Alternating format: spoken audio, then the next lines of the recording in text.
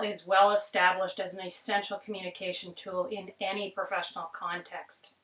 Unfortunately, many professionals get themselves into trouble by not understanding the nature of email as a communication tool or by simply misusing it. This results in emails not being clearly understood, being completely misunderstood, or not being read at all. In this session, we'll take a look at how to use email to successfully communicate in a professional context.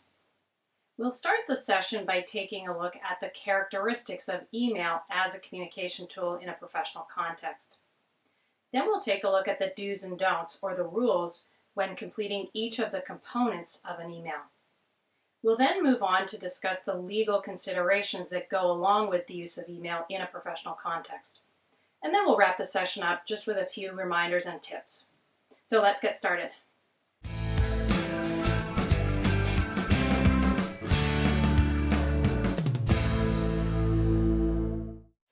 So what are the characteristics of email that make it such a unique and very useful tool when we need to communicate in a professional context?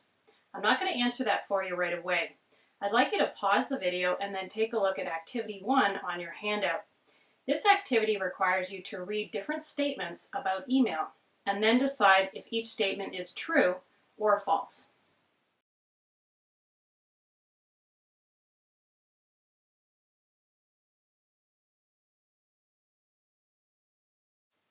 Let's take a look at how you did. Statement number 1 says that an email should be no longer than 25 lines. This is actually true. Email is designed as a fairly quick form of communication. So if you have a very lengthy email that you send to someone, it's actually not very quick for them to read. And they also have to start scrolling down the screen in order to read your entire message. And people being who we are, we just don't like to do this. So this one is true. Keep your emails to 25 lines and under. The second statement says that the reader of an email always sees the same thing as the writer of an email. In other words, the format that you as the writer produce automatically gets transferred over to the reader. This statement is false. Depending upon the email system that your reader is using, he or she may or may not see the same format that you've sent. In other words, don't spend a lot of time formatting your email. Concentrate on the message of the email, not the formatting. Statement number 3 says that an email is a legal document and will stand up in court. This statement is true.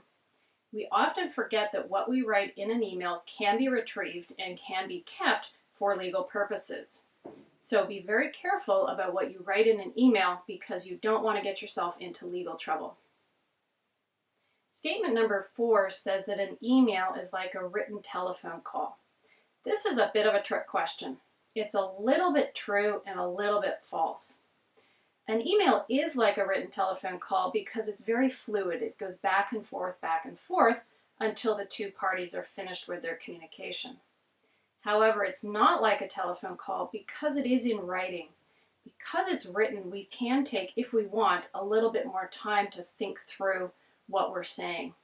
And it's also not like a telephone call because there's automatically a written record of what that communication is. So we do have to keep that difference in mind. Statement number 5 says that an email cannot be changed after it is sent. This statement is false.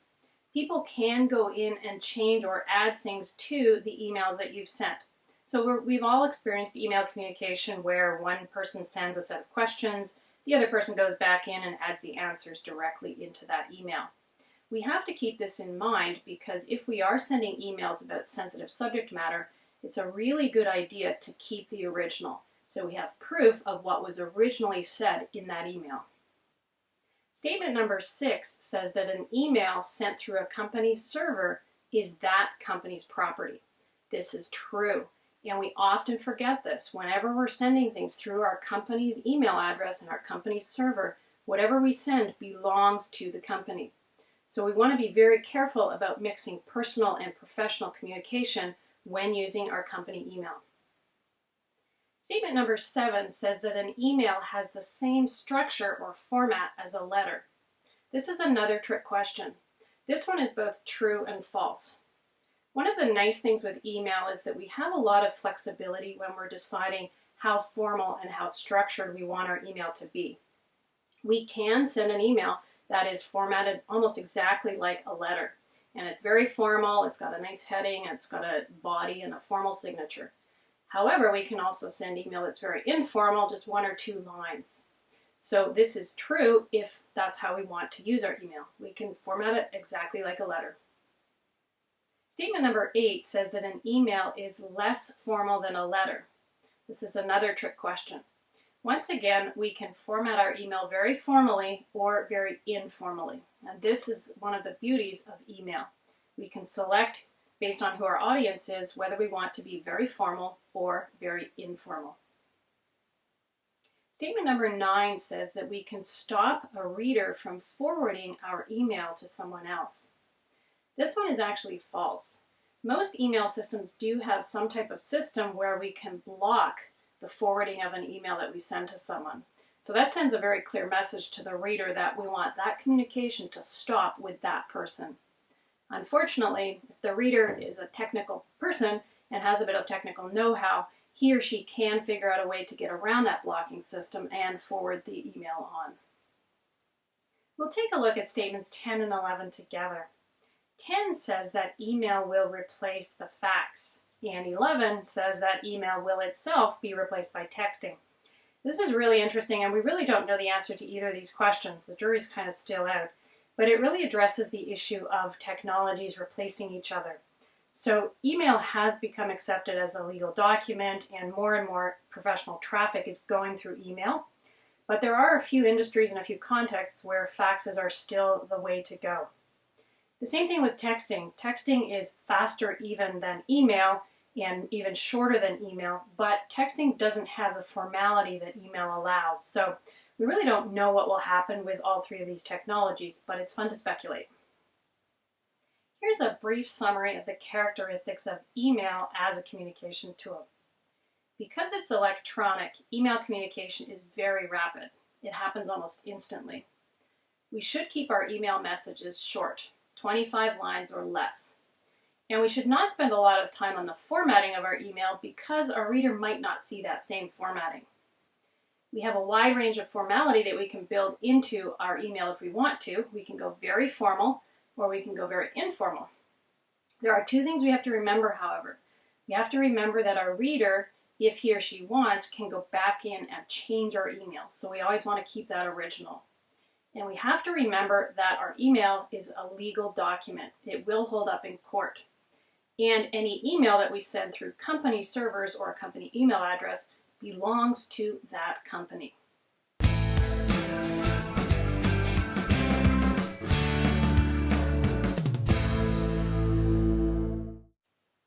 Now it's time to take a look at each component of an email and what we should and shouldn't do with these components so that our email communication is effective.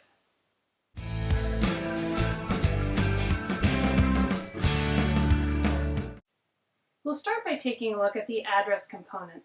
The address component has smaller pieces to it.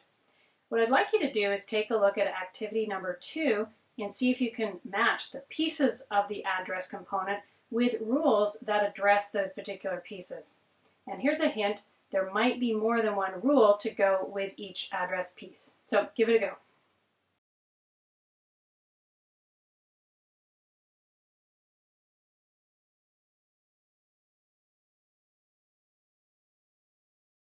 The first part or piece of the address is to. This is where we put the person to whom we want to send our email. This matches up with rule number G. It may sound very obvious, but please make sure that you're sending your email to the right person. Because a lot of our email systems will automatically bring up suggestions for email addresses once we type the first 3 letters, it's very easy to send an email to the wrong person. I've done it and I'm sure you've done it. So make sure you're sending your email to the right person. The second piece or part of the address component is CC. We use this when we want to send our email to someone other than the primary reader.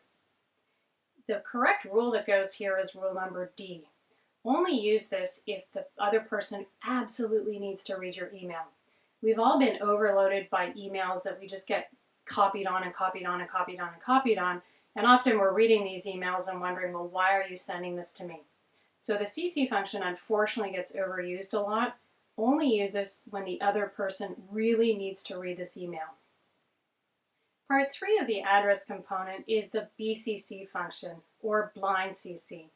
We use this for addresses that we don't want to show up as being recipients of this email. So the correct rule here is F. We use BCC primarily when we're sending out a group email, and we don't want the entire list of addresses to be printed out or to be visible to other recipients of the email. This is simply a courtesy that we use to the recipients of that group email. The fourth address component is the attachment component. We use this component to circulate documents to the recipients of our emails. There are 2 rules to keep in mind here with the attachments. First of all, rule number B, don't make the attachments too big. You don't want to either crash your system or the recipient system with a file that is simply too large. The second rule to keep in mind here is rule number E. Try not to send attachments to people who are not familiar with you, so people you don't know. If people see an attachment on an email from a stranger, they're less likely to actually open that email because they think it might be a virus or some other type of document that will crash their systems. The fifth part of the address component is the priority setting. The priority setting allows us to indicate to a reader of the email that this is an urgent email or it's a priority. The rule here is rule number C. Don't use the priority setting too often. If readers always see that you've indicated this is urgent, this is urgent, this is urgent, they will simply stop reading your emails because you'll be a little bit like the boy who cried wolf. The wolf is coming, but oh, the wolf really isn't coming. So only use the priority setting for emails that really are urgent. The sixth part of the address component is from. So this is your email address. So this lets the reader know who has sent this email to them. This may sound really obvious, but rule number A is very important. Please make sure that your email address is professional. So if you're using a Gmail address or a Hotmail or a Yahoo address for your work correspondence or your professional correspondence, make sure it is an address that makes you look like a professional. Don't use nicknames or any other type of name for yourself that may not be professional.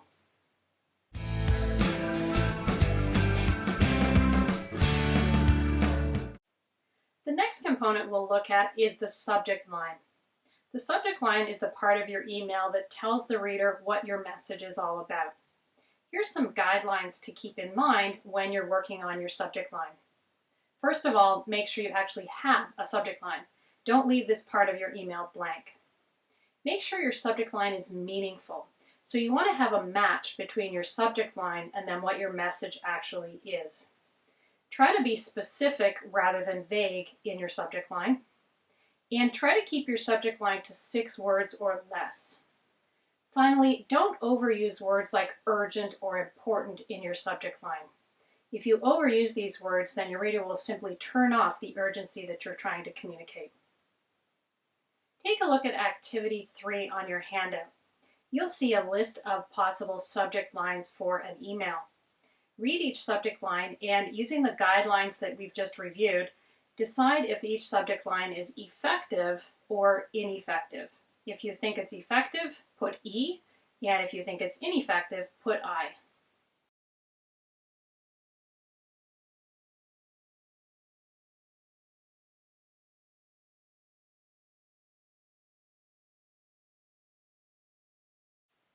The first one, FWD, is ineffective. There's essentially no subject line here. All we know is that this is somehow a forwarded email. So you should have I for this one. The second one, travel arrangements for the January 10th meeting. This is E. This is effective. It's detailed. We know exactly what to expect when we read the email. The third one, Q2 financial update, is also effective. It's short, it's detailed, and we know once again what to expect when we read the email. The next one, here's another opportunity for you to get published in your field. This one's not really effective because it is actually too long. The next one simply says request. This is way too brief. We don't really know request for what and what do we have to do when we read this email. So this one is ineffective. The next one, quote from XYZ agent, is effective. It's short, it's detailed, and we know exactly what to expect when we read the email. The next one, nice to see you again with multiple exclamation marks, is not really effective. It's a little bit vague, and this could very easily just be a spam email. So we probably want to tweak this a little bit if we want someone to actually open this email. The next one, howdy with a nice emoticon smiley face, is not effective. Please don't put emoticons into your subject lines. And howdy, it's just way too vague. Once again, this could very easily be a spam email, and it probably won't get opened. The next one is requirements for becoming a distributor for our company. This one's almost effective, but it is too long, so we need to cut it down a little bit, and we might actually want to add a bit of detail and add the company name. Finally, requesting additional references. As the reader, we know what's expected of us when we read this email, but we don't know who the references are for. So we need a little bit more detail in this subject line so that it's effective. Take a look at activity 4 for another activity or another chance to try out the guidelines for writing a good subject line. In this activity, we've given you a very short email, and then we've given you 4 possible subject lines to choose from. So read the email and read the subject lines and pick the best subject line for this email.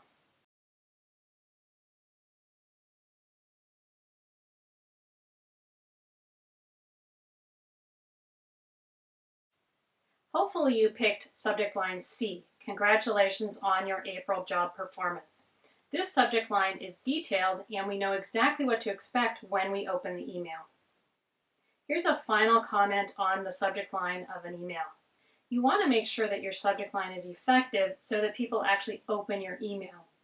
A lot of people make judgments about opening or not opening an email based upon the subject line. So have an effective subject line and you can guarantee that your emails will get opened.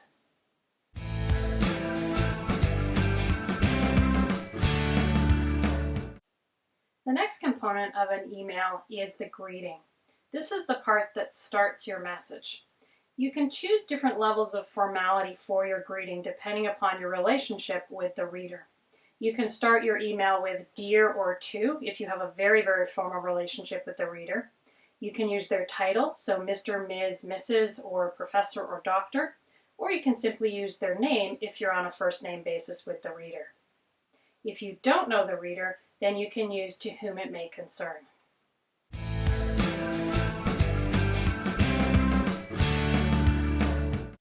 The next component is the body of your email. This is where your message is found. There are a lot of guidelines to keep in mind when you're writing the body of your email. So let's take a look at these guidelines. The first guideline is right at the get-go, right from the start of your message, tell the reader why you're writing. So provide the purpose or the reason for your message within that first sentence. The second guideline is be clear and concise.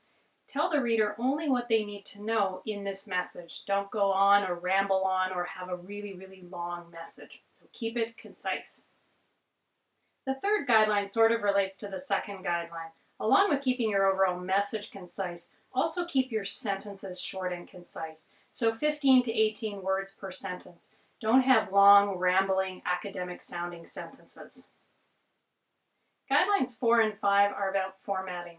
Use a single space between the lines of your email, but use a double space between the paragraphs of your email. And guideline 6 is also about paragraphs. Keep your paragraphs short, just like you keep your sentences short. And one more guideline about conciseness and shortness, keep your overall email short. Remember, it shouldn't be more than 25 lines long so that it can fit on the screen of an average size computer screen without the person having to do a lot of scrolling up and down. Guideline number 8 is about keeping your language gender neutral. So if you're talking about people in general, don't use he or she. Use that combination of he/she or he or she. Any combination that tells the reader that this is gender neutral.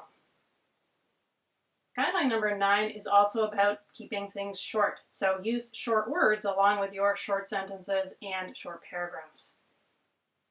Guideline number 10 says that if you use abbreviations, make sure that you explain those abbreviations or be really sure that your reader does actually know what they mean. There's nothing more irritating than trying to read a message full of abbreviations or acronyms that you just don't know. you kind of give up trying to understand the message. So don't do that to your reader. Guideline number 11 is about not overusing. So don't overuse punctuation, capital letters, emoticons, and acronyms. Guideline number 12 is another formatting guideline. Don't write your entire message in lowercase or in uppercase. If your message is entirely written in lowercase, it looks really, really informal and very unprofessional. If it's written entirely in uppercase, then it looks like you're angry because we use uppercase letters to show a lot of emotion or to put emphasis on something. Guideline 13 may sound obvious, but please make sure that your spelling is correct and your grammar is correct. Your reader is going to make judgments about your professionalism and your ability based upon how correct your spelling is and how correct your grammar is. So use that spell checker and use that grammar checker. And finally, guideline number 14 says to reread and edit your email before you hit send. This is really important. With email, we tend to try to write them really quickly and just type it out and send it and then type the next one and send that one. Email is a very rapid form of communication. Unfortunately, if we don't take a few minutes just to reread and edit, we can send out emails with mistakes or the wrong messages, and then we can get ourselves into trouble. So take the time to reread and edit your emails before you send them off.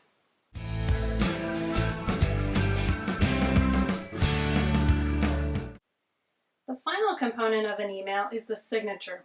This is where you put your name and any additional information that you think the reader might want to have about you or your company.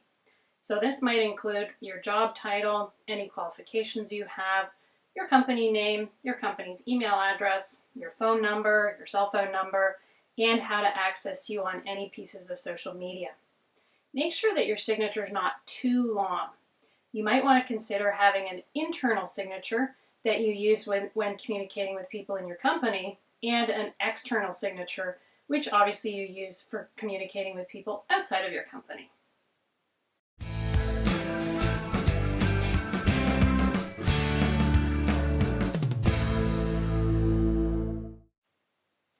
Now that we've looked at the different components of an email and things to do and not do for each of those components, let's take a look at the legal considerations that go along with using email in a professional context. Email is a really fast and convenient way to communicate with our colleagues and with our customers. However, we have to keep in mind a few things. First of all, every email that we write in a professional context is a legal document. It's very hard to get rid of an email. Deleting it doesn't mean it's gone. And we have to remember that every email we write on a company email account gets stored on a company server and belongs to that company. Here's some rules to follow or keep in mind as you're writing your emails. Rule number 1, and I'm deliberately using the word rule here because I want to emphasize that these are stronger than guidelines. You really should follow these.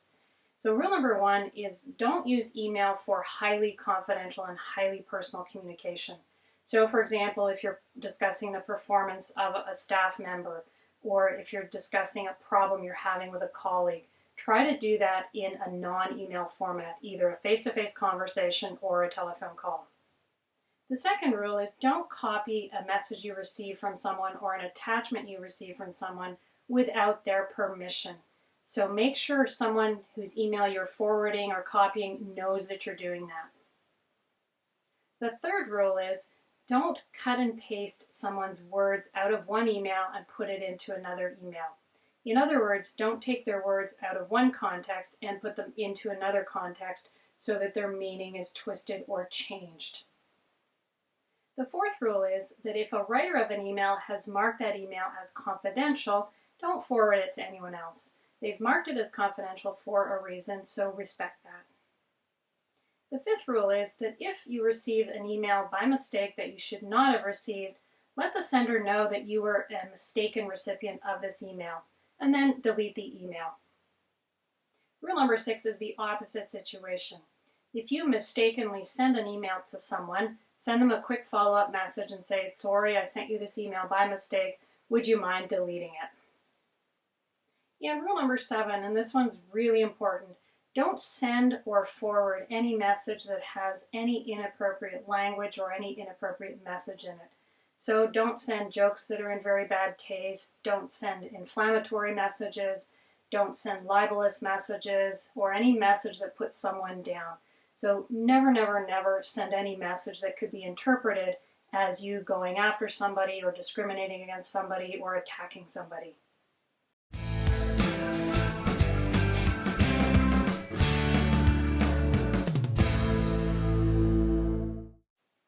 We'll wrap this session up with a few final reminders about how to use email in a professional context. So here are those reminders. The first two reminders are about double checking. So before you send an email, double check that you've sent the email to the right person, so you've got the right person in the address box, and double check that if you're sending attachments, you've actually put those attachments in. I do this one all the time. I send an email and then it's like, oops, sorry, I forgot the attachment. So do some double checking before you send that email off. The third reminder is also about checking. Make sure that everyone that you've listed to receive that email really does need to receive it. So don't flood people with emails that are irrelevant to them or that they just really don't need to receive. So be respectful of who you send your emails to. The fourth reminder is about the BCC function. Remember, if you're sending an email out to a group of people who don't necessarily know each other, put all of those group email addresses into the BCC part of the address. Don't put them in the address that other people can see. So don't expose people's email addresses to people they don't know. Make sure you use that BCC function for group emails. Reminder number 5 is about the priority setting.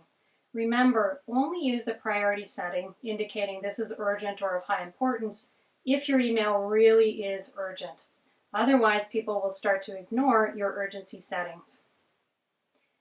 Reminder number 6 is just to keep you out of trouble. Don't put anything in an email to a colleague or to an employee that you would not want your supervisor to read. So don't put any gossip or don't put any inflammatory comments in there. Just really keep your emails professional and always think that you've got your supervisor over your shoulder reading your email to make sure that you follow those guidelines. Reminder number 7 is about those emails that you might write when you're really emotionally charged. Maybe you're angry or maybe you're frustrated. Whenever you write an email based upon emotion, let it sit for 24 hours. So type it out, take a break for 24 hours, and then come back and read it. If after 24 hours you still want to send it, by all means send it. But if after 24 hours you've cooled down and you've realized maybe this is not such a good idea, then don't send the email. And reminder number 8, I think I've said at least 3 times, but I will say it one more time. Make sure you take time before sending your emails to edit them and reread them to make sure that they project a professional image. And a final thought. Email is a great form of communication to use in a professional context. Make sure you take the time to learn to use email well and successfully so that you can be seen as the professional that you are.